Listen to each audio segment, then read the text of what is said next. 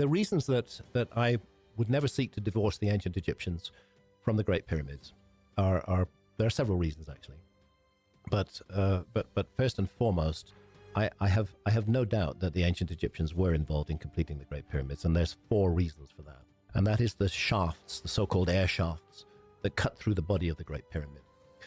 They're very small. They're about that wide, that high. There are 2 of them in the so-called King's Chamber, one on the north wall, one on the south wall. And they always exited on the outside of the pyramid. 19th century explorers could actually climb the Great Pyramid and roll a cannonball into one of those shafts, and it would end up in the King's Chamber. The shafts in the so-called Queen's Chamber, and I use the word so-called because we actually don't know what these chambers were for. No burial of any pharaoh was ever found inside the Great Pyramid. The so-called Queen's Chamber, the shafts don't exit on the outside of the Great Pyramid, and nor until 1872 were they visible within the Queen's Chamber itself. They'd been closed off with facing blocks. You couldn't see that they were there. But one researcher went around tapping on the walls. He thought, there's shafts upstairs in the King's Chamber. Maybe there are here. And he found 2 hollow points, one on the north wall, one on the south wall, broke them open, and lo and behold, there were the concealed shafts. Now, the thing about those shafts is that all 4 of them point at key stars, one of them being the lowest of the 3 stars of Orion's belt, in the position in the sky that they occupied around 2,500 BC, not 12,500 years ago, but 4,500 years ago. And that astronomical connection to the stars at that time says to me, we cannot divorce the ancient Egyptians from the Great Pyramid. But then there's a problem.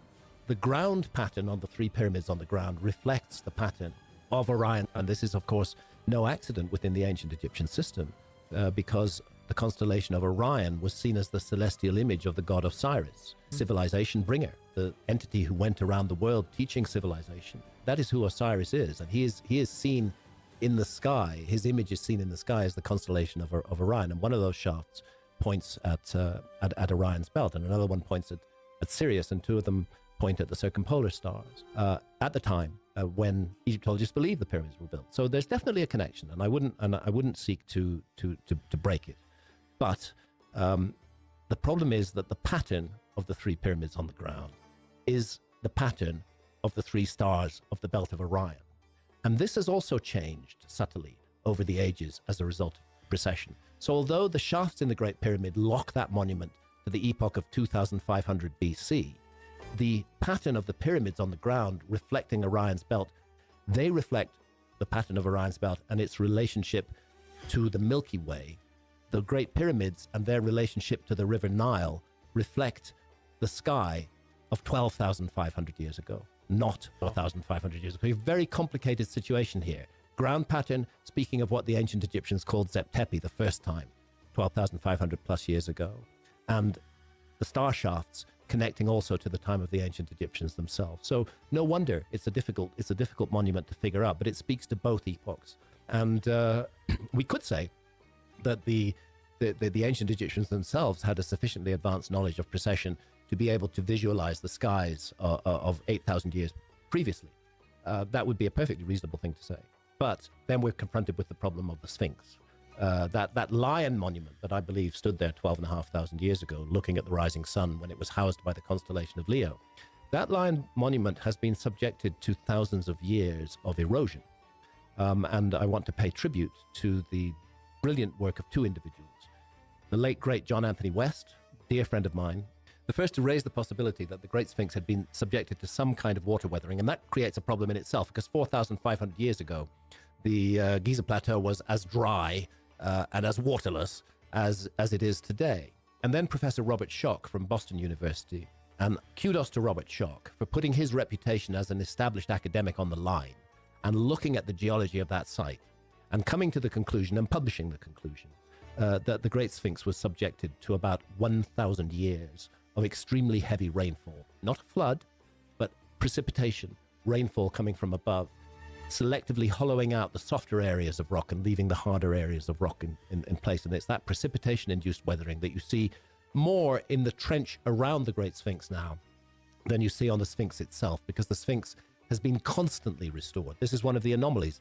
We know that some of the restoration blocks were put there in the time of the pharaoh who's supposed to have been responsible for the Sphinx, and not a single document tells us that he was responsible. That's just another Egyptological fantasy, actually. The erosion patterns on the Great Sphinx, and thank you to Robert Schoch for the great work he's done on this, and the risks he took in publishing that work, because every time you publish something out of line, you're taking a risk.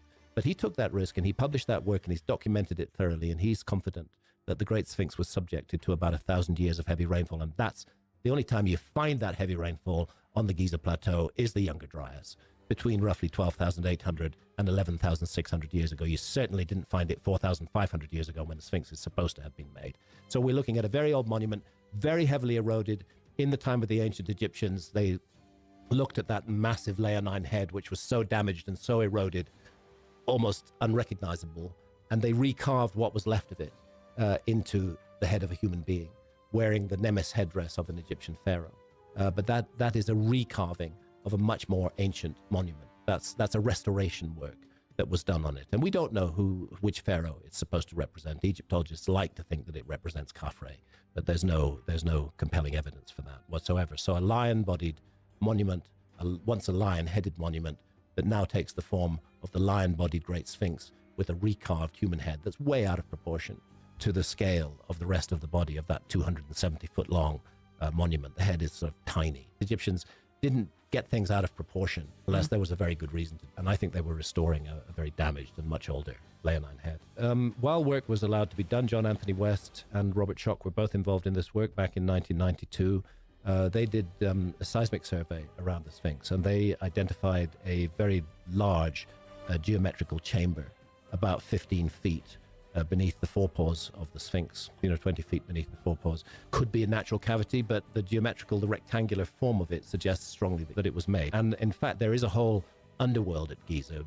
This is beginning to be recognized. The so-called Tomb of Osiris is an example of this. That subterranean chamber beneath the Great Pyramid is an example of this. I think there's a lot more remains to be discovered under the Giza Plateau. What is needed is seismic tomography, and that will show you a picture of what is underneath the Giza Plateau. And whenever that's been done, it's identified chambers, passageways, corridors, and not enough is being said about this, and I don't know what's going on. I'm not a conspiracy theorist. I think they're just so locked into their paradigm. No reason to waste the resources, and they don't want to get mixed up in any way with this crowd of kind of quote-unquote New Age thinkers like Graham Hancock.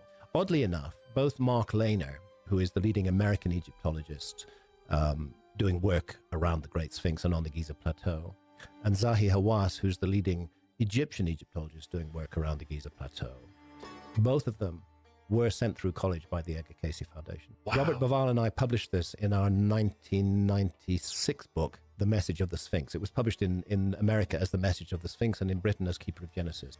Very rapidly afterwards, they distanced themselves completely from the Edgar Cayce organization, but until quite recently, Zahi Hawass was still giving lectures at the Edgar Cayce Foundation, while at the same time insisting that he had nothing to do with any of these so-called crazy ideas. It's a very curious thing, and of course people have a right to change their mind. Perhaps that's all that happened. As I say, I don't see a need for conspiracy when there's already this mindset that just rules out any other possibilities. That is the mindset of institutional archaeology, not necessarily shared by all individual archaeologists, but it is the narrative they want to tell. And what I've observed, particularly the reaction to my Netflix series, which was seen by huge numbers of people all around the world, is that what most disturbed archaeologists about it was that here was a narrative that wasn't theirs. They weren't controlling that narrative anymore. They thought they had it taped, and they were controlling the narrative in every possible way. And suddenly, reaching out to a huge audience around the world, comes somebody they didn't like anyway, me. They want to remain the high priests of the past.